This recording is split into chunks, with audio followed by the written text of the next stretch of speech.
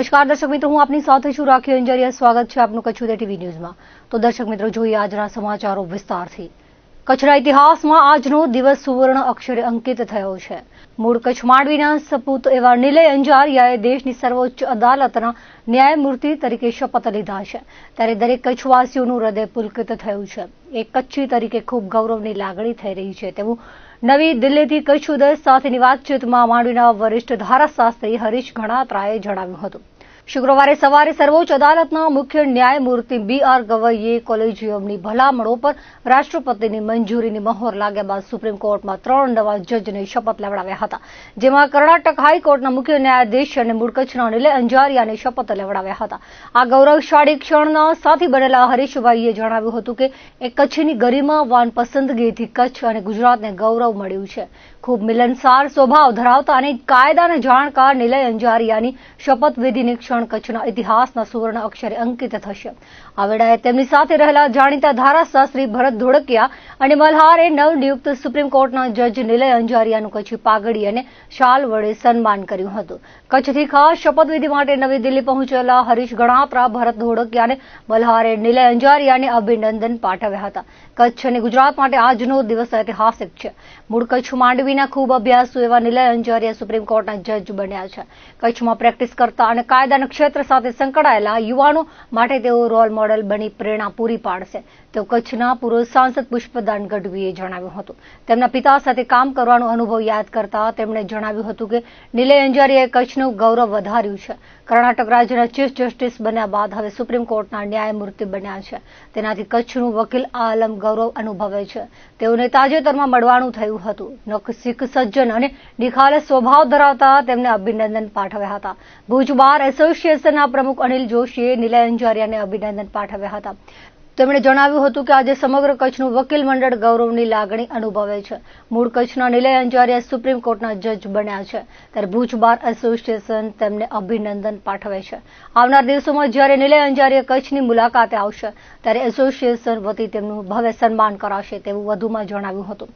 ભુજના વરિષ્ઠ ધારાશાસ્ત્રી HL અજાણીએ Nilay અંજારિયાની supreme કોર્ટના જજ તરીકે નિયુક્તિને કચ્છ માટે ગૌરવ સમાન ગણાવી અભિનંદન પાઠવ્યા હતા। ભુજના જાણીતા એડવોકેટ અમીર અલી લોઢિયાએ જણાવ્યું હતું કે તેમની સાથે કામ કરવાની તક મળી હતી। પોતાના અસીલોને સાચું માર્ગદર્શન આપી ખોટા ખર્ચથી બચાવવાનો તેમનો પ્રયાસ રહેતો।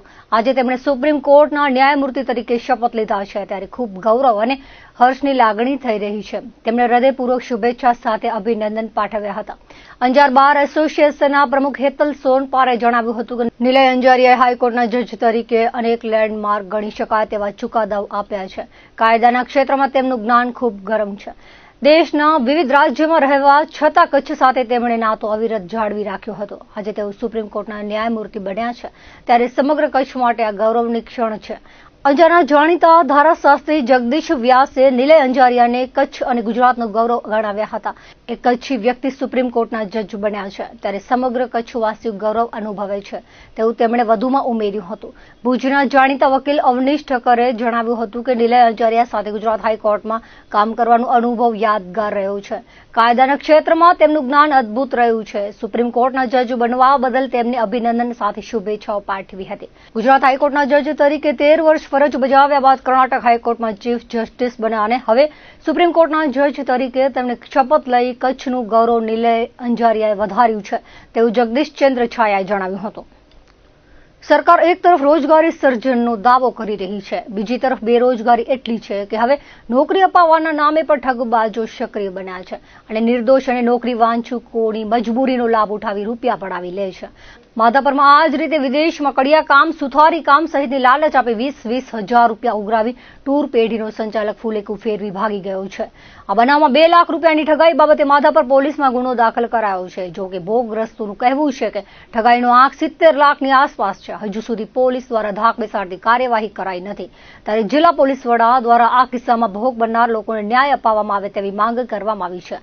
માધાપરમાં માહી ડેરીની સામે આવેલી green world tour and travels નામની ઓફિસના સંચાલક આનંદ કોટકે વિદેશમાં નોકરી અપાવવાના નામે કચ્છના વિવિધ પ્રકારના હુનરો ધરાવતા બેરોજગાર યુવકો સાથે છેતરપિંડી કરી પેઢી બંધ કરી નાખી છે।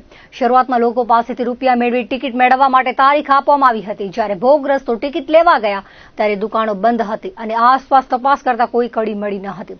ફુલેકુ ફેરવીને આરોપી ભાગી જતા માધાપર પોલીસમાં ઠગાઈની ફરિયાદ નોંધાવાઈ હતી. માંડવી તાલુકાના કાઠડા ગામના રહેવાસી ડુંગરસિંહભાઈ દાદુ અને માધાપરમાં હસમુખ સુથારે જણાવ્યું હતું કે 2 મહિના પહેલા અખબારમાં ગ્રીન વર્લ્ડ ટૂર એન્ડ ટ્રાવેલ્સના નામે જાહેરાત આવી હતી કે ન્યૂઝીલેન્ડ, સિસલ્સ, ઇથોપિયા વગેરે જગ્યાએ નોકરીની તક છે, જેથી નોકરી મેળવવા રસ દાખવતા વિવિધ પ્રકારની વાતો કરી પ્રથમ 20 થી 50 હજાર રૂપિયા પડાવ્યા હતા. બાદમાં સંચાલકે બાકીના રૂપિયા 22 તારીખે ટિકિટ અપાય ત્યારે આપવાનું કહ્યું હતું.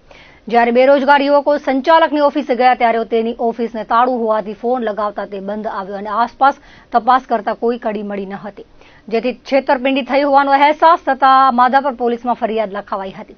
આ ફરિયાદમાં હાલમાં 70 થી 90 જણા હાજર હતા. હજુ આંક 200 થી 250 ભોગગ્રસ્ત વ્યક્તિઓનો થઈ શકે છે અને આશરે 70 થી 80 લાખની છેતરપિંડી થઈ હોવાનું જણાવ્યું હતું. આ અંગે પોલીસ વિભાગ ગુનેગારોને પકડી બેરોજગારના રૂપિયા પરત અપાવવામાં આવે સાથે કડકમાં કડક સજા થાય તેવી માંગ કરી હતી.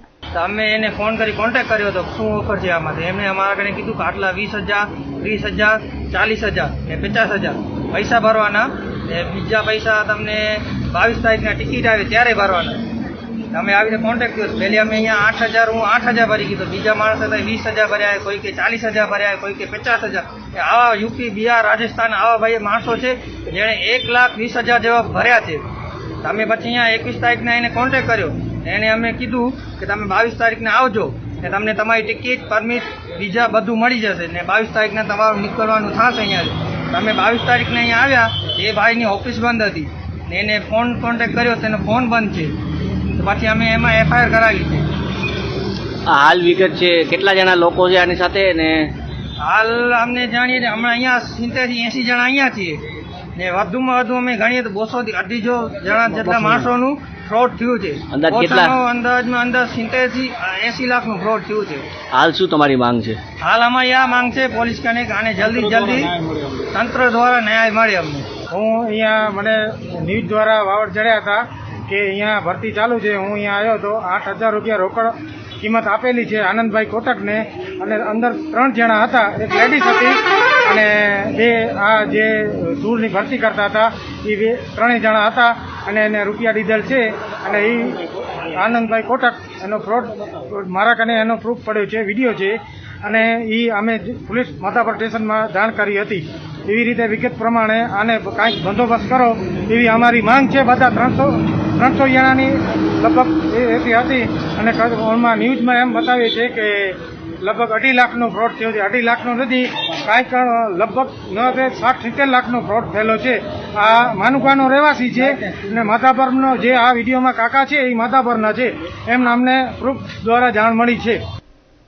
ભુજ શહેર એ ડિવિઝન પોલીસની હદમાં એસએમસીએ ક્રિકેટ સટ્ટાનો મહત્વપૂર્ણ કેસ કર્યો હતો, જેમાં એ ડિવિઝન પોલીસની બેદરકારી જણાઈ આવતા અંતે એ ડિવિઝન પોલીસે સરપટ નાકા પાસેથી યુવકને પકડી ક્રિકેટ સટ્ટાનો કેસ શોધ્યો છે.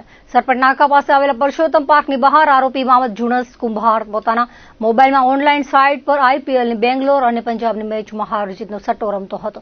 તેની પાસેથી મોબાઈલ, રોકડ સહિતનો મુદ્દામાલ કબજે કરવામાં આવ્યો હતો. પૂછપરછ કરતા કેમ્પ એરિયામાં રહેતા ઉમર ઇસ્માઇલ સોઢાએ આઈડી રમવા માટે આપી હોવાનું જણાવ્યું હતું, જેથી પોલીસે બંને સામે ગુનો દાખલ કરી આગળની કાર્યવાહી હાથ ધરી છે. જિલ્લા કલેક્ટરના માર્ગદર્શન હેઠળ ફ્લાઇંગ સ્ક્વોડની ટીમે ગેરકાયદેસર અને ઓવરલોડ ખનીજ પરિવહન પર ધોષ બોલાવી છે. ફ્લાઇંગ સ્ક્વોડની તપાસ ટીમે જુદા જુદા વિસ્તારોમાં કરેલી તપાસમાં ગેરકાયદે અને ઓવરલોડ ખનીજ ભરેલા 7 વાહનોને ઝડપી પાડી 1,38 લાખનો મુદ્દામાલ સીઝ કર્યો હતો. આ અંગેની વિગતો મુજબ ગઈકાલે સવારે ધાણેટી રતનાલ રોડ પર ફ્લાઇંગ સ્ક્વોડની તપાસ ટીમે રોયલ્ટી પાસ વગર સિલિકા ખનીજનું વહન કરતી 3 ટ્રક પકડી પાડી હતી. આ ઉપરાંત ખાવડા ધ્રોવાણા પોસ્ટ પરથી બ્લેક ટ્રેપ ખનીજનું ઓવરલોડ વહન કરતી 1 ટ્રકને ઝડપી પાડી હતી. આ ઉપરાંત રતનાલ ગામ પાસેથી રોયલ્ટી પાસ વગર સિલિકા ખનીજ વહન કરતી 1 ટ્રક, અંજારના કળશ સર્કલ વિસ્તારમાં સિલિકા ખનીજ ભરેલ 1 ટ્રક પકડી પાડી હતી. વધુમાં ખાવડા ધ્રોબાણા ચેક પોસ્ટથી સાદી રેતી ખનીજ વહન કરતી ઓવરલોડ ટ્રકને ઝડપી પાડી હતી. તપાસ દરમિયાન કુલ 7 ટ્રકોને સીઝ કરવામાં આવી હતી. અંદાજિત 1,38 લાખની કિંમતનો મુદ્દામાલ સંબંધિત પોલીસ સ્ટેશનને સોંપવામાં આવ્યો હતો. આ મામલે આગળની કાર્યવાહી હાથ ધરવામાં આવી છે. જિલ્લા વિકાસ અધિકારી ઉત્સવ ગૌતમે શુક્રવારે વહેલી સવારે નખત્રાણા તાલુકા પંચાયતની મુલાકાત લીધી હતી. તેમણે તાલુકાના તલાટી, મંત્રી અને ગ્રામ સેવકો સાથે રિવ્યુ બેઠક યોજી હતી, જેમાં ગામડાને લગતા વિવિધ પ્રશ્નો અને પડતર વિકાસ કામોને વેગ આપવા કહ્યું હતું. ઉપરાંત તાલુકામાં ચાલતા મનરેગાના કામો તેમજ પ્રધાનમંત્રી આવાસ યોજનાના કામો અંગે માહિતી મેળવી હતી. ડીડીઓ તાલુકામાં આરોગ્ય કેન્દ્ર અને ગામડાની મુલાકાત લે તેવી વકી છે. આજની મુલાકાતમાં તેમની સામે ગ્રામ વિકાસ એજન્સીના અધિકારી, પદાધિકારી તેમજ ગ્રામ સેવકો સહિતના જોડાયા હતા. ભુજની નગરપાલિકા દ્વારા લેક્વી હોટલથી ખેંગારબાગની ફરતે શહેરીજનો સવાર સાંજ વોકિંગ તથા શુદ્ધ હવા મળી રહે તેના માટે વોકવે બનાવાયો હતો. આ વોકવેમાં અમુક સુધારા વધારા સાથે જ્યાં અસમતોલ જમીન છે ત્યાં લેવલ કરવાનું કામ છેલ્લા 2 વર્ષથી ચાલુ હતું. હવે એ કામ પૂર્ણ થવાની અણી ઉપર છે. ત્યારે હાલમાં થયેલા કામોમાં ભ્રષ્ટાચાર થયો હોવાનો આક્ષેપ શહેર કોંગ્રેસના પ્રમુખ કિશોરદાન ગઢવીએ કર્યો છે. આ અંગેની વિગતો આપતા તેમણે જણાવ્યું હતું કે છેલ્લા 2.5 વર્ષથી ગોકળ ગતિએ રિપેરિંગનું કામ ચાલુ હતું. આ વોકવેમાં જ્યારે કામ ચાલુ હતું ત્યારે શહેરીજનોને ભાગે અગવડ પડતી હતી. ક્યાંક ખાડા, ઇન્ટરલોક, લાઇટના થાંભલા વચ્ચે પડેલા હોવાથી લોકોને ચાલવું મુસીબત બન્યું હતું. અમૃતસર પાસે બનેલું આ વોકવે શહેરીજનોની સુખાકારી માટે બનાવવામાં આવ્યું છે, નહીં કે હાલાકી વેઠવા માટે. હવે કામ પૂરું થવાની અણી ઉપર છે ત્યારે આંખે વળગે તેવી વાત એ છે કે ઉદ્ઘાટન તો જ્યારે થશે ત્યારે, પરંતુ અત્યારથી ઇન્ટરલોક તૂટવા લાગ્યા છે. જે જગ્યાએ ઇન્ટરલોક પાથર્યા છે ત્યાં વચ્ચે ઝાડ આવતા હોવાથી તેને પાણી આપવાની જગ્યા રખાઈ ન હતી. ફરીથી એ જગ્યાને ખોદી સર્કલ બનાવાયા તે તૂટવાની અણી ઉપર છે. ફ્લોરનું લેવલ અને બેલેન્સિંગ છે જે બાબતનું અગાઉ ધ્યાન રાખવું જોઈતું હતું તે રખાયું નથી. લગભગ 2.5 થી 3 કરોડ રૂપિયા કામમાં વપરાયા છે તો કામ એવું કંઈ દેખાતું નથી. વધુમાં જૂની ગ્રીલ લગાવેલી છે તેને કલર લગાવવામાં આવ્યો, બાકી નવી ગ્રીલ ક્યાંય દેખાતી નથી. બીજું જ્યાં કામો થયા છે ત્યાં ઇજનેરીની હાજરી ન હોવાથી કામોમાં લીપાપોતી થયાનું જણાઈ આવે છે તેવો આક્ષેપ કર્યો હતો. હવે કામ પૂરું થવા આવ્યું છે ત્યારે ઉતાવળ કરવાના લીધે લીપાપોતી કરવામાં આવતી એવું લાગી રહ્યું છે. વચ્ચે થાંભલા સાવ સામાન્ય હવામાં પડી ગયા અને નગરસેવકો પોતે જ પોતાના નબળા કામનું જાણે યશ કાઢતા એમ કે એમને મારા કહેવાથી બદલાવવામાં આવ્યા. અરે ભાઈ, તો નાખતા હતા ત્યારે તમે ક્યાં હતા? આજે હજી પણ બીજી કામગીરી એવી કેટલી છે જે આનામાં ઇન્ટરલોક નાખ્યા છે એ પણ એવા છે કે અમુક જગ્યાએથી અત્યારથી તૂટવા માંડ્યા છે. નીચે જે ફ્લોર કર્યું છે એનું લેવલ ન કરવાના લીધે આ અનબેલેન્સ છે, ચાલવામાં પણ તકલીફ થાય એવું છે. સૌથી પહેલાં જે ભાગ કરવામાં આવ્યો છે ત્યાં તો હવે પાછો એ ઘસાવા આવી ગયો છે ને અમુક જગ્યાએ બેસી ગયો છે. જ્યાં ઝાડ માટે પાણીની લાઈનો કે નાખેલી હતી એ ચાલુ નથી એટલે ફરીથી તોડી અને આ લાઇટ માટેના કનેક્શન કરવામાં આવે એટલે આટલા દિવસમાં હજી ઉદ્ઘાટન થાય એના પહેલાં પાછી તોડફોડ ચાલુ થઈ ગઈ છે. ઝાડ માટેના આજે રાઉન્ડમાં જે બાઉન્ડ્રી જેવી બનાવવામાં આવી છે એ હજી આટલા દિવસમાં પાછી તૂટવા માંડી છે. આમ આ કામ એક તો પૂરું થયું નથી લાંબા સમય સુધી, અને હવે જ્યારે પૂરું થશે ત્યાં સુધી પાછું એને મરમ્મત માંગી લે એવું બિસ્માર થઈ ગયું છે. લગભગ 2.5 થી 3 કરોડ રૂપિયાના ખર્ચે 2022ની એન્ડમાં કે 23ની શરૂઆતમાં કામ શરૂ કરવામાં આવ્યું હતું. ભુજના ધારાસભ્ય ત્યારે મોટા ઉપાડે અહીંયા કાર્યક્રમ રાખી ભૂમિપૂજન કરી અને નગરસેવકોને ટકોર કરી હતી. પરંતુ જાણવા એવું જ મળે છે કે ભારતીય જનતા પાર્ટીના જ કોઈ આગેવાનના સંબંધીને આ કામ આપવામાં આવ્યું છે અને એના લીધે આના ભ્રષ્ટાચાર બાબતે કોઈ અધિકારી પણ મને યાદ નથી કે આ વોકવે ઉપર ક્યારે ચક્કર મારીને શું પરિસ્થિતિઓ જોઈ છે. આ દિવાલ જે છે એ લેક્વી હોટલની દિવાલને જ પાછું પ્લાસ્ટર કરીને મૂકી દેવામાં આવી છે. આમ આ કામમાં જેટલો કામ થયો છે એનાથી વધારેનો ભ્રષ્ટાચાર થયો એવું દેખાઈ રહ્યું છે. ગ્રીલ છે એ ખરેખર તો આ ગ્રીલ ચાલે નહીં, આ દિવાલ બનાવવી જોઈએ. એની જગ્યાએ એ નહીં, જૂની ગ્રીલને ફરીથી કલર કરી અને વાપરવામાં આવી રહી છે. આમ જ્યાં જુઓ ત્યાં પૈસા બચાવવાની વાત હોય એવું લાગી રહ્યું છે.